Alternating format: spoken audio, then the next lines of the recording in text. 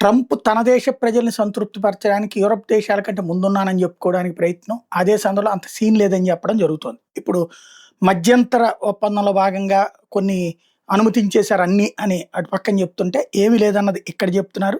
US India trade అగ్రీమెంట్‌లో wheat గోధుమలు కావచ్చు, rice కావచ్చు, సోయా కావచ్చు, షుగర్ కావచ్చు, డైరీ ప్రొడక్ట్స్ నాట్ అలౌడ్ అని చెప్పేసింది. రిస్ట్రిక్ట్ చేసింది భారతదేశం. అలాగే అగ్రికల్చర్, డైరీ ఇతర మన దగ్గర లేనటువంటి వాటిని ఫారెన్ ట్రేడ్ అగ్రీమెంట్‌లో మూవ్ చేశారు. లైక్ అక్కడి నుంచి ఆ బ్రోకోలినో ఏదో ఉంటది. అదే ఆ మధ్యన 'జగపతి బాబు' సినిమాలో ఏది 'జూనియర్ ఎన్టీఆర్' సినిమాలో 'జగపతి బాబు' తింటా ఉంటాడు కదా! అది బ్రోకోలి అదొకటి. అట్లాంటి తర్వాతన కొన్ని విదేశీ ఫ్రూట్స్, అమెరికన్ ఫ్రూట్స్ అట్లాంటి వాటికి అలౌ చేశారు.